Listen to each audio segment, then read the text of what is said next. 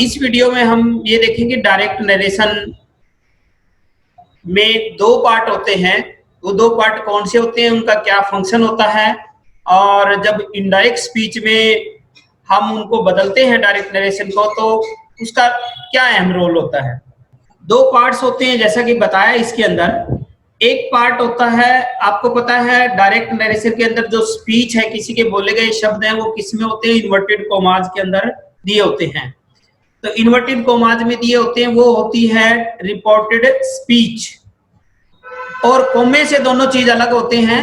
एक inverted commas में बंद होता है, एक अलग पार्ट होता है। दूसरा पार्ट जो होता है अलग है, उसको बोलते हैं हम रिपोर्टेड वर्ब। दो पार्ट होते हैं, एक रिपोर्टेड वर्ब, एक रिपोर्टेड स्पीच। रिपोर्टेड वर्ब को हम आरवी भी कह सकते हैं शॉर्टकट में, और इसी तरह से रिपोर्टेड स्पीच को हम आरएस बोलते हैं, रिपोर्टेड स्पीच।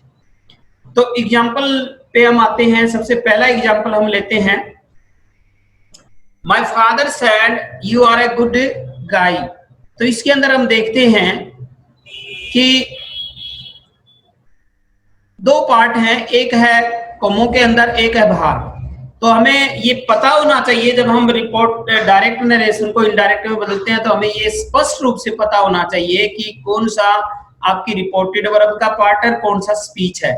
यदि हम इसको गलत पहचानेंगे तो फिर हमारा इनडायरेक्ट स्पीच ठीक नहीं बनेगा। तो इसको हमेशा ध्यान करना है, स्पीच हमेशा कोमों के अंदर होती है, और स्पीच से बाहर वाला वो जो सेंटेंस बच जाता है वो रिपोर्टेड वर्ब का होता है।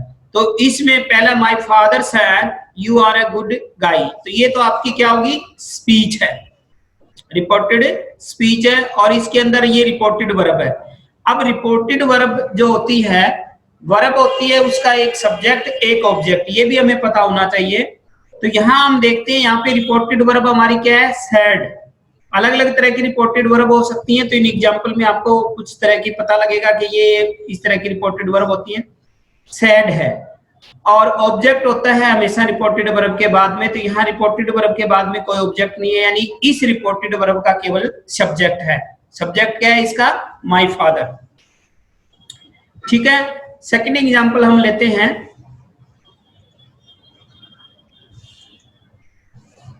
Sunil sells to Mohan where is your car.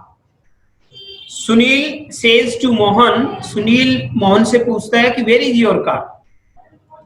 तो इसके अंदर यदि हम, ये हमारी पता है स्पीच है, इन्वर्टेड कॉमाज में, तो ये हमारी रिपोर्टेड स्पीच है, ये हमारा रिपोर्टेड वर्ब का सेंटेंस है। अब इसमें हमारी जो रिपोर्टेड वर्ब है वो है सेज टू, ये हमारी रिपोर्टेड वर्ब है। तो इसका हम देखते हैं, तो इसका ऑब्जेक्ट मोहन दे रखा है और सब्जेक्ट इसका क्या है, सुनील है। अब वेयर इज योर कार, ये बात कौन कहता है, कौन पूछता है ये कार, सुनील पूछ रहा है। ये किससे पूछ रहा है, ये मोहन से। यहां ये सुनील है, ये मोहन से पूछ रहा है where is your car. Next में है I shall say comma inverted commas I am reading my book.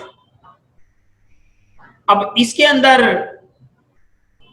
हमारी जो रिपोर्टेड वर्ब है वो क्या है, शैल से, ये हमारी रिपोर्टेड वर्ब है यहाँ पर, और इसका ऑब्जेक्ट नहीं है, केवल इसका सब्जेक्ट है, और ये हमारी स्पीच है।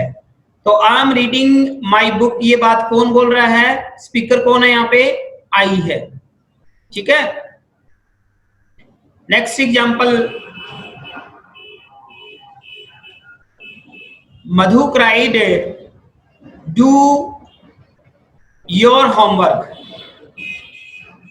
इसमें रिपोर्टेड वर्ब हमारे पास क्या है, क्राइड, और इसका ऑब्जेक्ट नहीं है हमारे पास, ऑब्जेक्ट इसमें नहीं है,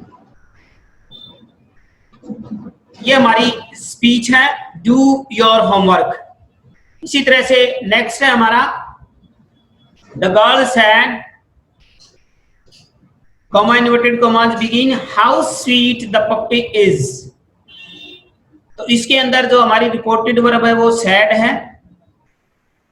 और रिपोर्टेड वर्ब में केवल सब्जेक्ट है, ऑब्जेक्ट नहीं है, और ये हमारी स्पीच है। अब आपको क्या देखना है, एक तो ये देखना है, इसके अंदर देखिए रिपोर्टेड वर्ब आपकी सैड हो सकती है, सेज टू हो सकती है, सेल से हो सकती है, इस तरह से क्राइड हो सकती है, ये अलग अलग रिपोर्टेड वर्ब आपकी हो सकती है। इस तरह की ये रिपोर्टेड वर्ब है। रिपोर्टेड वर्ब का एक सब्जेक्ट होता है, एक ऑब्जेक्ट।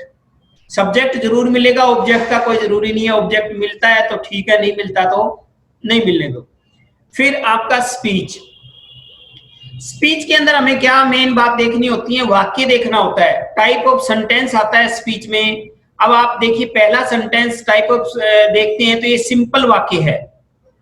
सिंपल वाक्य में सब्जेक्ट होता है और लास्ट में फुल स्टॉप होता है। तो यहाँ पे यू सब्जेक्ट है और यहाँ पे फुल स्टॉप है, तो ये सिंपल वाक्य है। लेकिन दूसरे वाक्य के अंदर हम देखते हैं तो दूसरे वाक्य कैसा हमारा, इंटेरोगेटिव, प्रश्नवाचक वाक्य है। तो हमें स्पीच के वाक्य का भी अवश्य ही ध्यान रखना पड़ेगा कि किस तरह का वाक्य है। जिस तरह का स्पीच का वाक्य होगा उसी तरह से हमारी रिपोर्टेड वर्ब आगे चेंज होती है।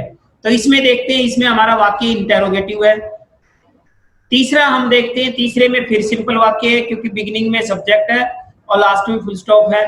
चौथे में यदि हम देखते हैं, चौथे में आपके बिगिनिंग में सब्जेक्ट नहीं, बिगिनिंग में वर्ब आई हुई है, यानी ये वाक्य आपका इंपेरेटिव है। इंपेरेटिव वाक्य वो होते हैं जो सीधे वर्ब से शुरू होते हैं, उसके अंदर सब्जेक्ट नहीं होता, केवल इसमें लास्ट में फुल स्टॉप होता है। लेकिन देखने में स्टूडेंट गलती ये कर जाते हैं, इसको सिंपल सेंटेंस समझ जाते हैं। सिंपल में दो चीजें होती हैं, बिगिनिंग में सब्जेक्ट, लास्ट में फुल स्टॉप। लेकिन इसमें आपको बिगिनिंग में सब्जेक्ट नहीं मिलेगा, इसमें आपको वर्ब मिलेगी। इसी तरह से लास्ट वाले के अंदर हम देखते हैं, लास्ट वाले में how sweet the puppy is, तो इसके अंदर जो ये साइन दे रखा है ये किस चीज का है, साइन ऑफ एक्सक्लेमेशन है। इसका मतलब ये जो वाक्य है यहाँ पर ये एक्सक्लेमेटरी वाक्य है, जिसको हिंदी में विस्मयादि बोधक वाक्य कहते हैं। तो एक तो हमें आगे जब हम करेंगे, अगली वीडियो में हम ये करेंगे भी 5 चेंजेस हम डायरेक्ट नरेशन को इनडायरेक्ट नरेशन में बदलते हैं। तो 5 चेंजेस हम करते हैं, तो वो 5 चेंजेस कौन कौन से करते हैं वो अगले वीडियो में लेके आएंगे। उससे पहले आपको एक तो रिपोर्टेड वर्ब की पहचान होनी चाहिए और एक टाइप ऑफ सेंटेंसेस जो स्पीच में दे रखे हैं इनकी पहचान आपको अवश्य होनी चाहिए कि सिंपल है, इंटेरोगेटिव है, इंपेरेटिव है, ऑप्टेटिव है, एक्सक्लेमेटरी है, किस तरह के वाक्य हैं। तो ये आपको पहचान होनी जरूरी चाहिए। जो इनमें बताइए तो अच्छी तरह से याद कर लेना इनको। Thank you.